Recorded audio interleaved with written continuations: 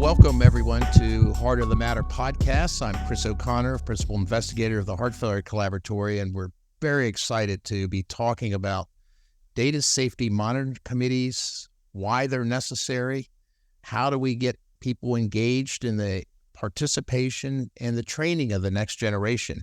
And I'm here with three of my favorite distinguished colleagues. I'll let them introduce themselves. David DeMets. Hello, yes, I'm Dave DeMets. I'm Professor Emeritus of Biostatistics at the University of Wisconsin in Madison. And I've now gone through my 50th year of clinical trials in various capacities, but I still find it interesting and a very worthwhile exercise. Thanks. Tom Flemming. And Dave, approaching middle age, we need you for another 50. I'll try. I'm Professor of Biostatistics at University of Washington in Seattle, and it's a real pleasure for me to be here with Janet and Dave and Chris to talk about these really important issues around monitoring committees. And Janet Wittes. Janet. I'm Janet Wittes. I'm delighted to be here, and I'm really happy to be part of our failure collaboratory. I am right now simply a statistical consultant, but I've been involved. I realized my first DSMB was in 1976. So it's been a long time. Well, data safety monitoring committees there's a mystique about these committees. They've been run and chaired by a small group of people that as clinicians and clinical investigators, we've had the utmost respect for, but it's a committee that has this cult, that has this culture of maybe a narrow inclusion. And so, David, I'm going to ask you to start off the conversation. And why do we have data safety monitoring committees? And why are we here today talking about the challenges of the next generation? Well, thank you, Chris. Well, the history of a data monitoring committee, or sometimes called data safety monitoring boards, goes back to the mid to late 1960s. The Helsinki agreements talked about you shouldn't conduct a trial any longer than necessary and always monitor the risks to benefits.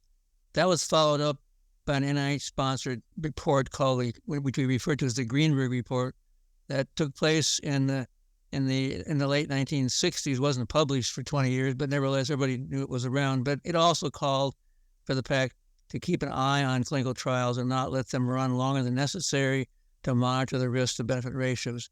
So we've been doing this process since the late 1960s, certainly in the early 1970s, when they began to become the standard way of proceeding across different NIH institutions. But I think many of us have become aware in the last 5 years or so that the number of clinical trials that are using data monitoring has simply exploded. And we became concerned that the number of people who had the experience that we were fortunate to have was not keeping up with the demand. So there's a big supply and demand gap that we have to recognize and pay attention to. And there are issues if you don't have properly trained data monitoring ways, as Tom and Janet can attest to. Janet, what are those issues? I mean, this is part of the why. What are the issues that David is alluding to? Well, I think there are many issues, and I want to think about three kinds of people. There are the sponsors, there's the people who present to the DSMB, and the DSMB members. And all of them have to really understand what the purpose of the DSMB is and how best to perform as DSMB members in this whole culture. In my experience, there are lots of sponsors who don't really understand what the committee does and who actually, they don't trust the committee because it's this silent body outside and therefore are loath to give the committee the information it needs to make intelligent recommendations. And then there's the people who are presenting the data to the committee. And some of them don't know that you have to present data in a way that allows the committee to make recommendations during the course of the trial. And those reports are different from the reports that you see at the end of the trial. And then finally, there's the DSMB members. And I just had an experience very recently where a DSMB member, not understanding the difference between a DSMB member who has to keep things confidential and a consultant, just spilled the beans. What the DMCC was saying, spilled the beans to the sponsor and therefore jeopardizing the integrity of the trial. So all three groups have to learn what the DMC is and how to run it in an effective way. Tom, what are your thoughts here on the why? Well, it's, but kind of before getting into a bit more of where we need to go today, just to expand a bit on what Dave and Janet have said about the why. The mission of the monitoring committee is to safeguard the interests of study participants.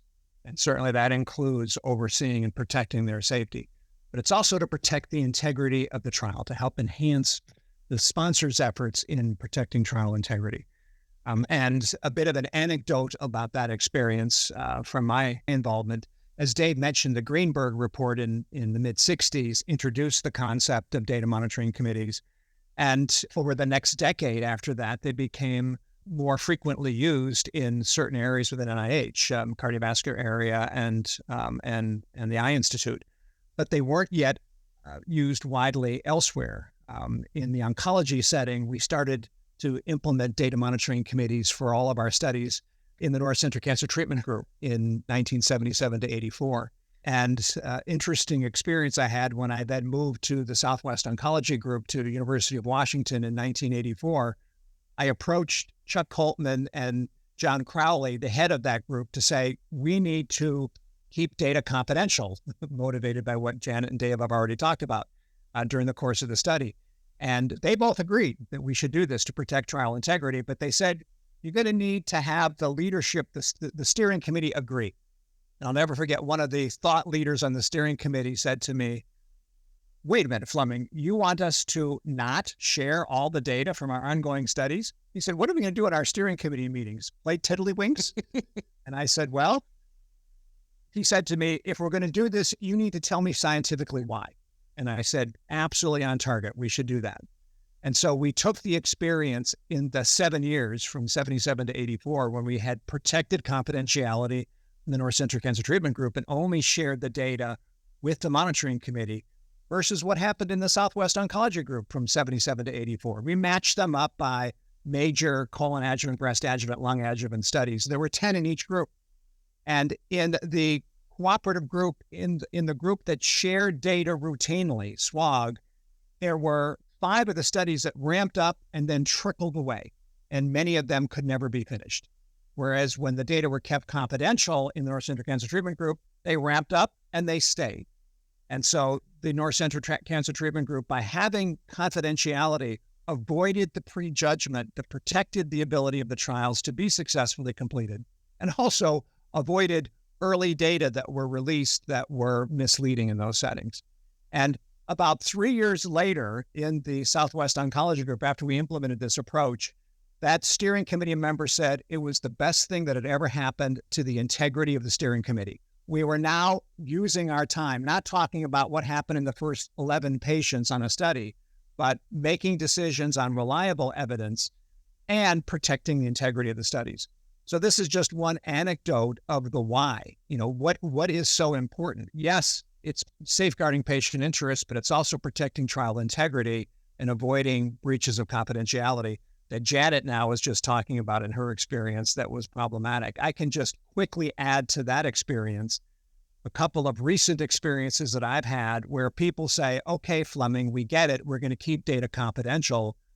But what happens in a study that is looking at early data for registrational purposes, but then for accelerated approval, for example, but then later data to get the true clinical endpoint results? And we continue to run into circumstances here where there's not an adequate understanding that the monitoring committee needs to have sole access to emerging data, even on those long-term validation endpoints, to avoid prejudgment. Well, that's such a great analysis that you did that just gives us the data, the information to say the why. The why is good. Right. It's not speculation, Chris. There's a lot of evidence that we have over time of seeing what happens when you have a monitoring committee and you're preserving sole access. And that's critical, especially for registrational trials, to maintain their integrity. You know, one of the things. Oh, go ahead, Jan, please. But it's not sufficient to have the monitoring committee. It has to be a monitoring committee that really understands what it's supposed to do.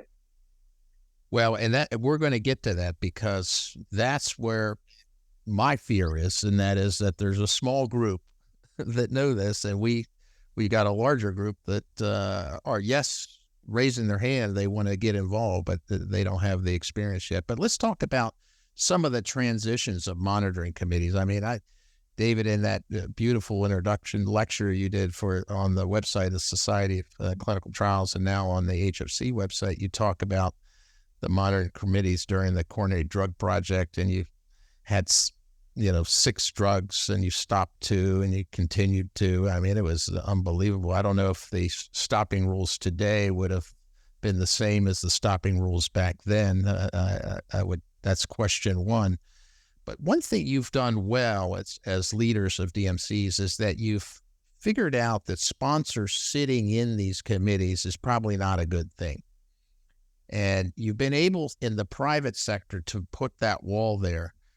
But the NIH, the last NIH trial I did, I had project managers sitting there and, listening to everything. And they're the sponsor. They're writing the checks to us. David, how come you haven't made any progress in that space?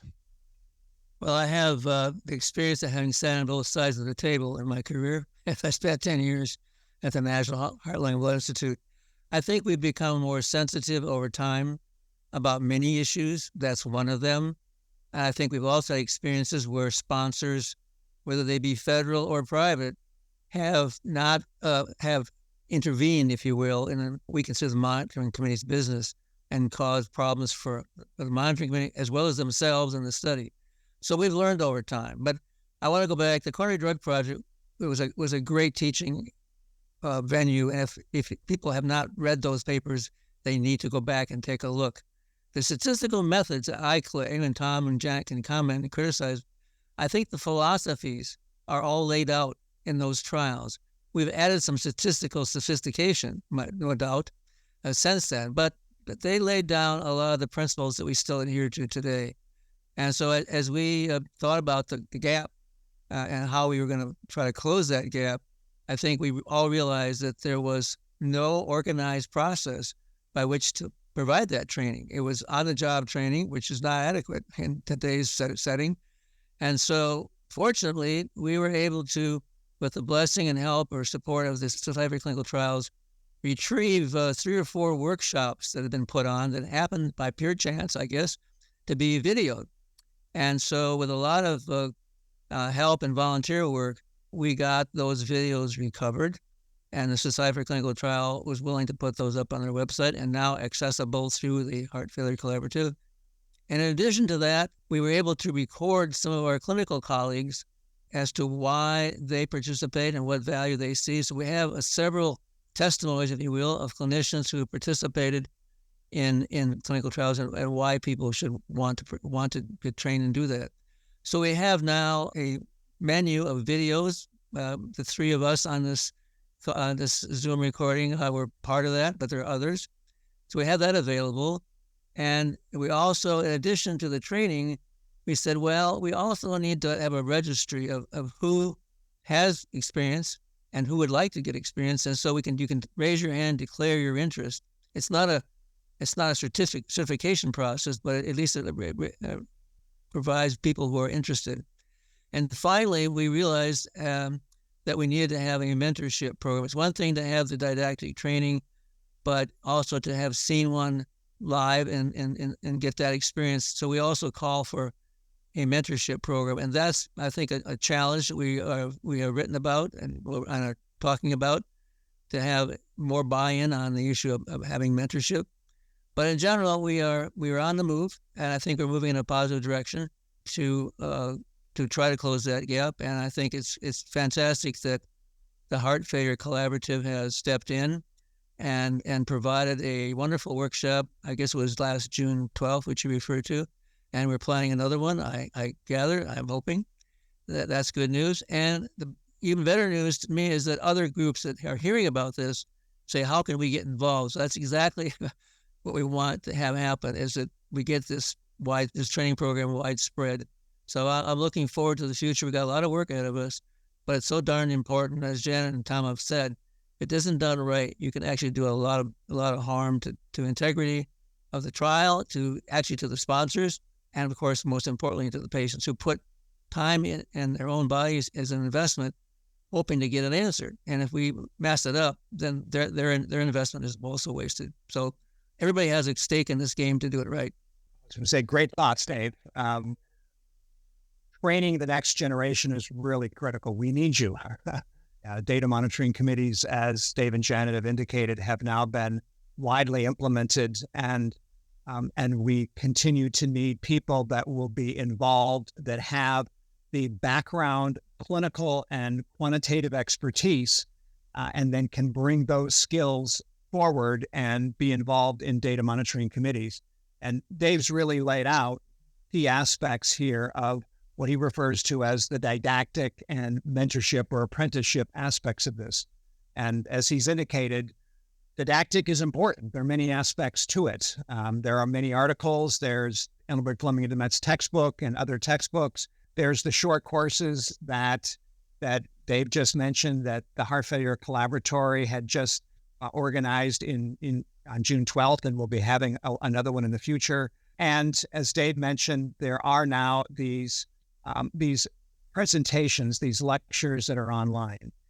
As he's indicated, though, if I often say, Chris, if I'm going to go up on a small plane with you and you're the pilot, I'm going to ask if you've actually been involved in doing more than just reading a book about it, but you've actually been involved going up with an instructor. That experience, that actual real experience matters. And Dave refers to that as the mentorship aspect. But if what we're saying is we want everybody to be experienced on monitoring committees, then we're not growing the number of people who will be involved. And so we want the committees to be collectively experienced in the DMC practice, but to be heterogeneous in that, so that some are new to the DMC process.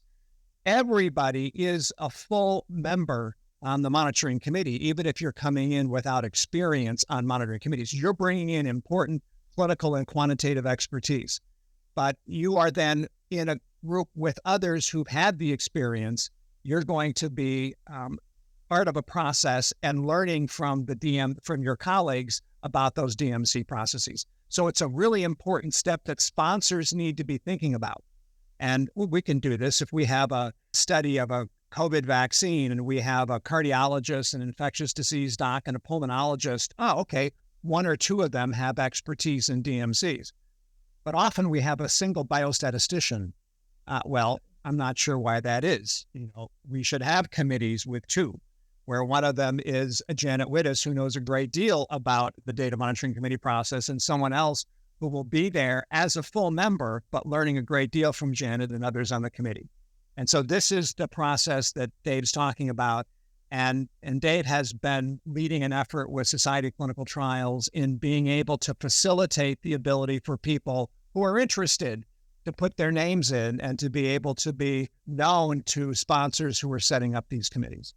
That's really a terrific point. We've talked about young clinical investigators, seasoned clinical investigators, but we assume that the biostatisticians magically have all that knowledge, when they graduate from their programs.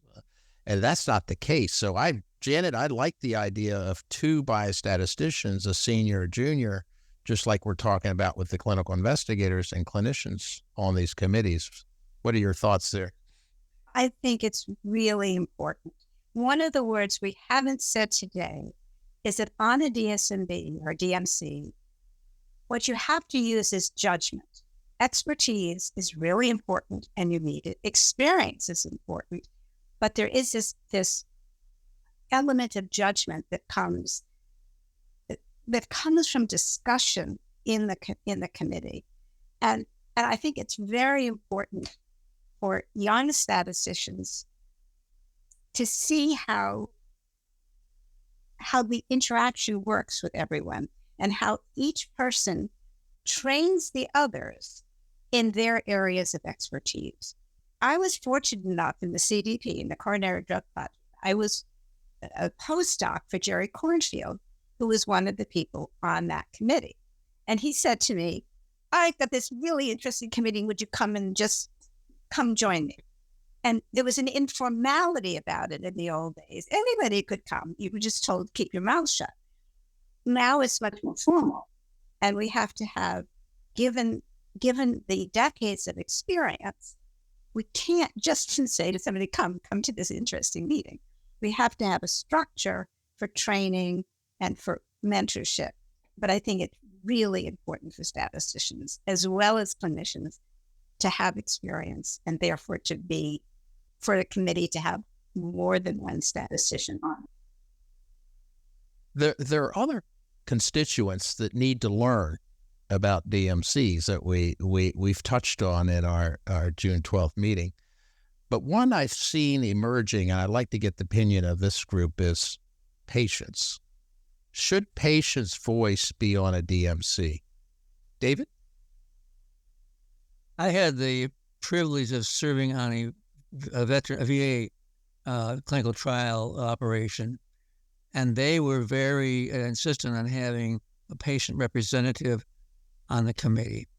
And I think that they did add. They obviously didn't have the technical expertise, but they too learned, just like we all learned from each other. They learned from what our statistical issues were and clinical issues.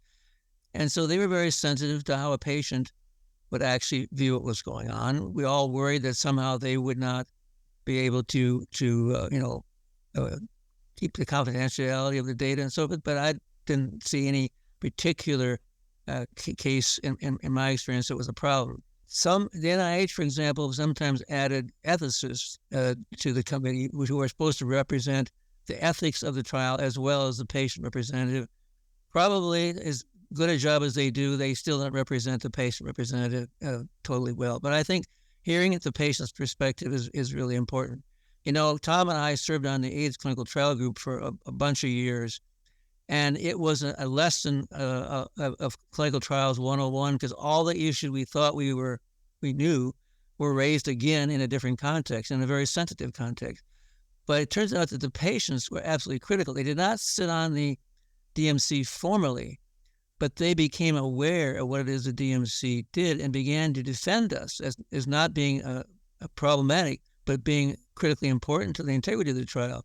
And that was a 180-degree turnaround once they understood exactly what it was we did. So educating the participants, the patients who have something at stake here, is important to get their support.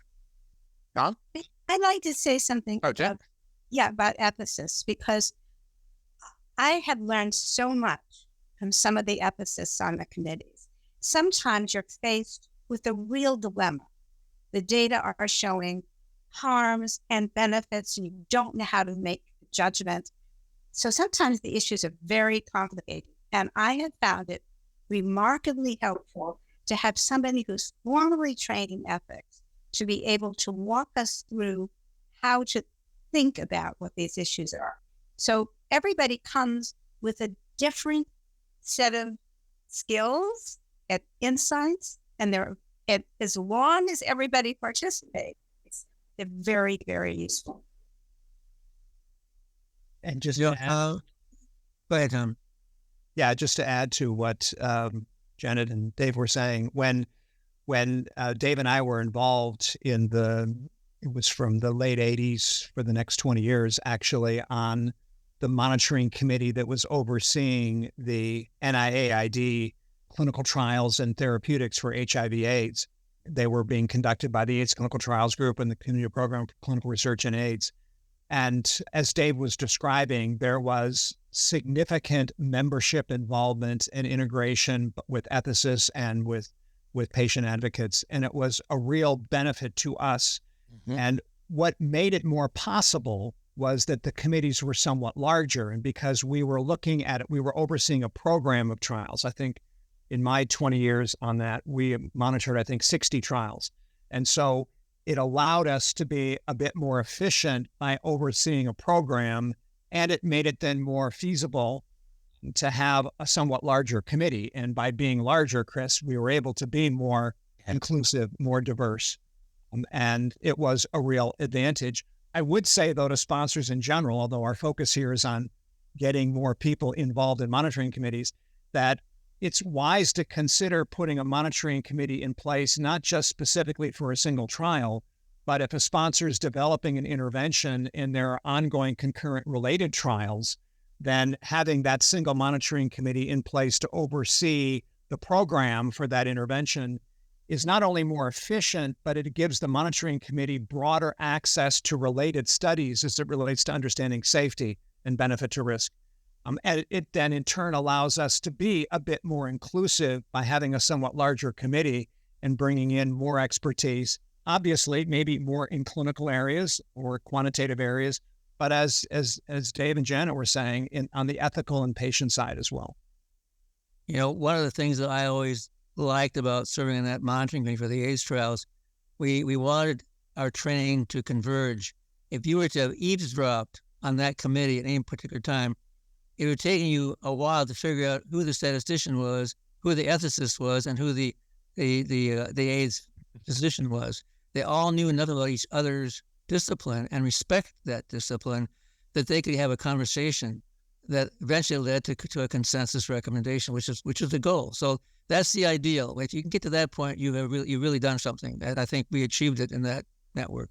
Great point. And in the Allenberg Flemming DeMets textbook, written by either Susan or Dave, not me, my favorite paragraph in that book was exactly what Dave said. You know, you have a great monitoring committee when you're a fly on the wall, you're there and you're observing. And there's a clinician, an ethicist, and a statistician. And at the end of the hour, you don't know which is which. Doesn't mean the ethicist doesn't know the most about ethics and clinician and about the clinical stuff, and the biostatistician about the quantitative stuff. But we would like people to be broadly conversant about these areas. And as a result, as Janet, you would say, the data monitoring committee is not a collection, it's a collective where we bring all of these collective experiences together into a common position that the committee that will then take in its recommendations. One issue I'd like to raise before our time is up is that we have become somewhat alarmed lately about the documentation of trials. There's obviously the protocol, there's a statistical analysis plan, there's an informed consent document, but the document that seems to get lost and is rarely ever seen is the DMC Charter. And as you well know, the charter contains sort of guidelines, not rules, but guidelines as to how the committee is to operate and has a great influence on how we get to the end of the trial. But that document is rarely seen. And so we have a paper just accepted in the Journal of Clinical Trials calling for DMC charters to be made accessible through clinicaltrials.gov. Now, we were working on a solution. It's not ideal, but at least it's a start. And so I think we will be able to move forward and at least make that available. Now, getting people to buy in is another matter, but we're hoping that we can shed some light on the DMC charter, which to date has not been the case. That's a terrific point. And another angle, as an editor, I could speak to this.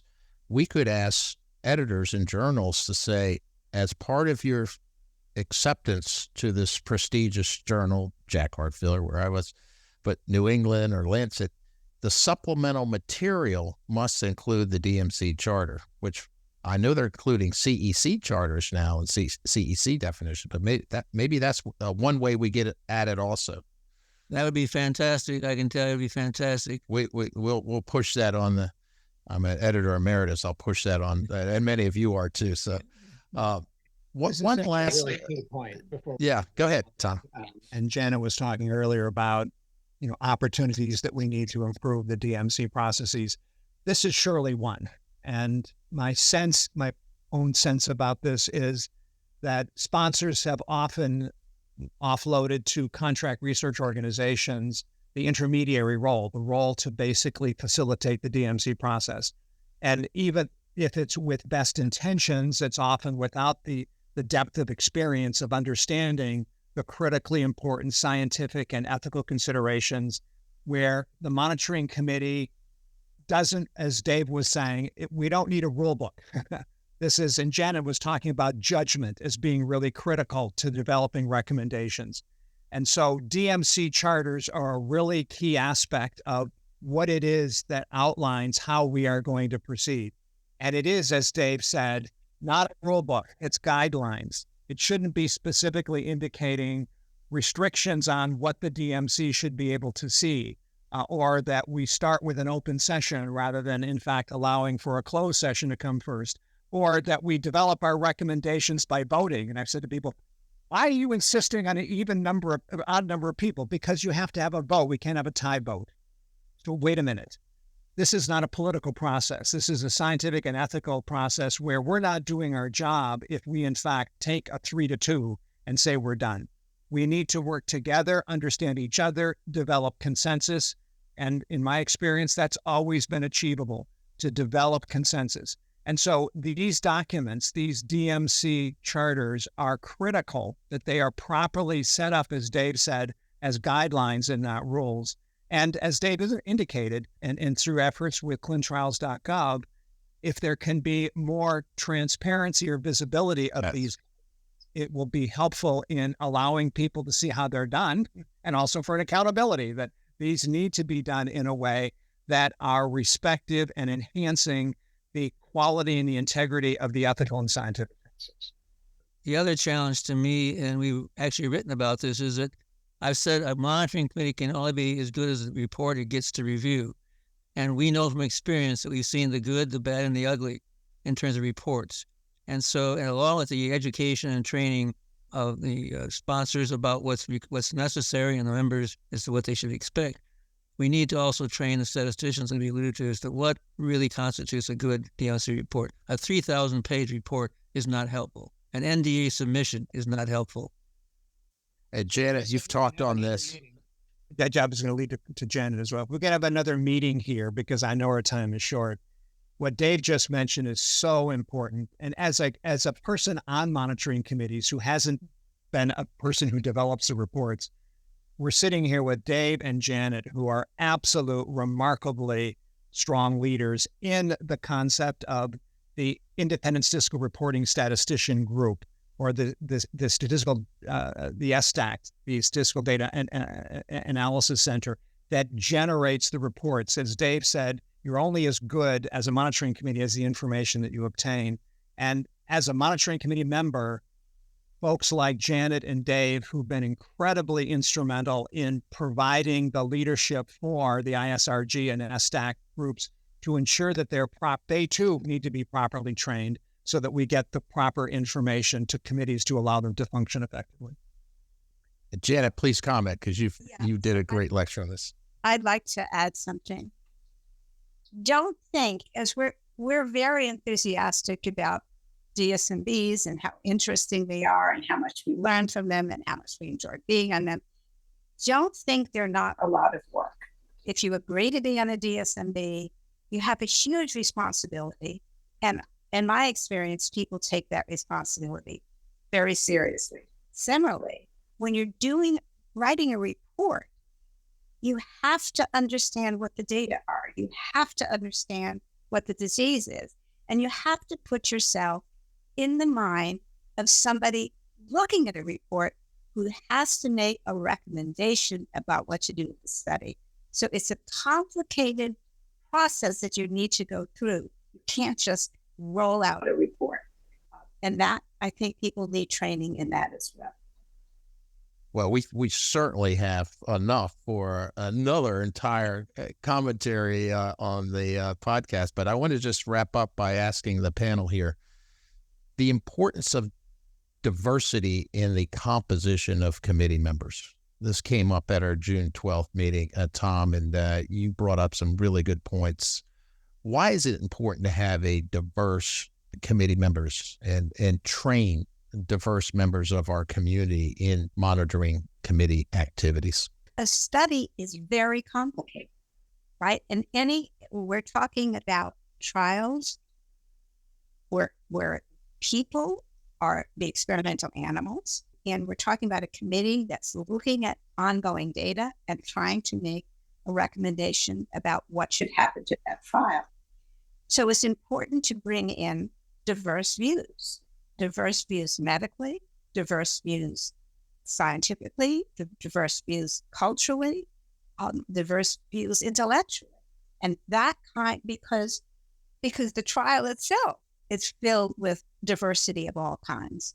So I think of diversity in a very general sense. You want input from lots of different people who can bring different views, but not so many different people that the committee gets unwieldy. David?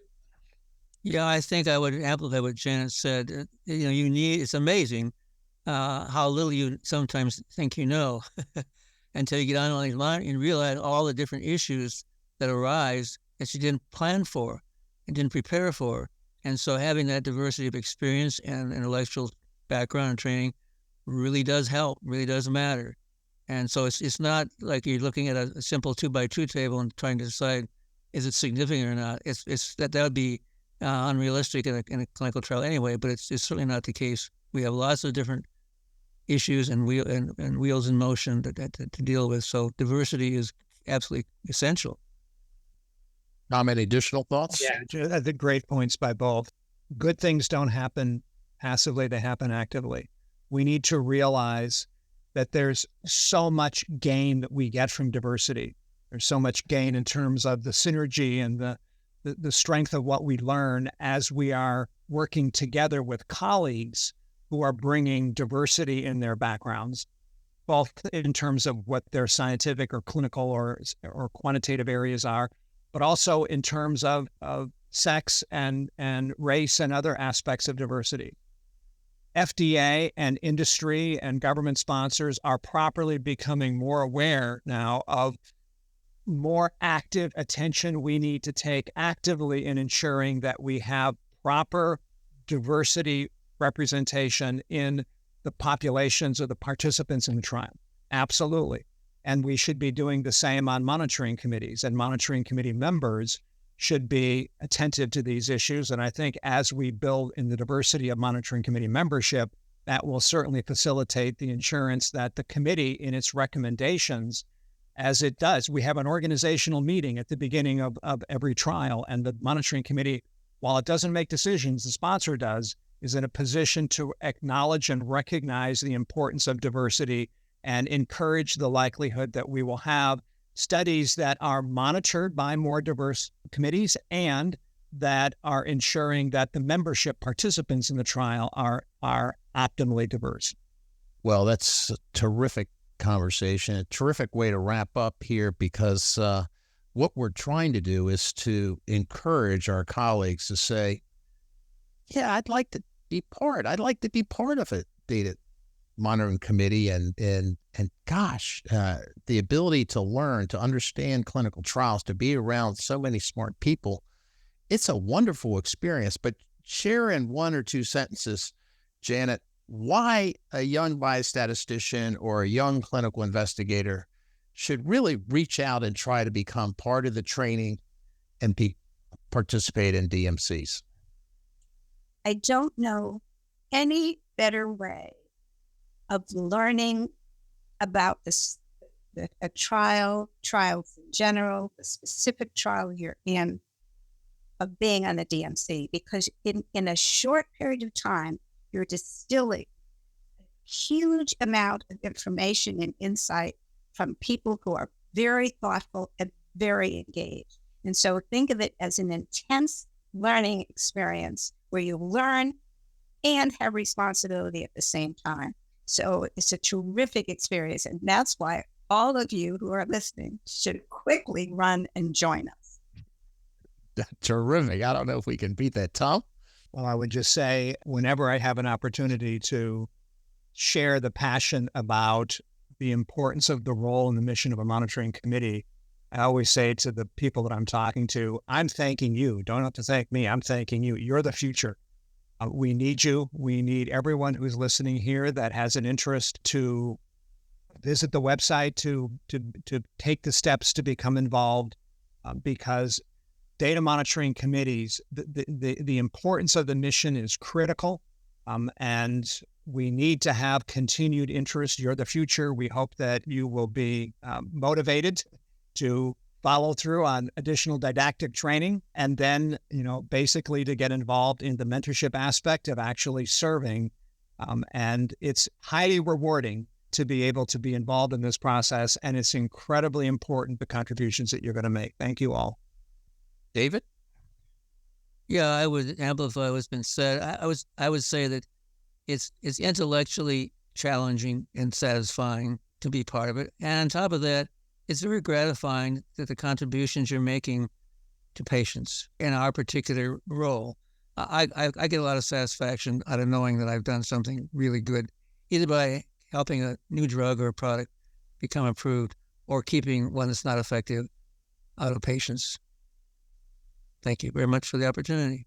Well, I just want to thank you, Janet, Tom, and David, for a terrific conversation today.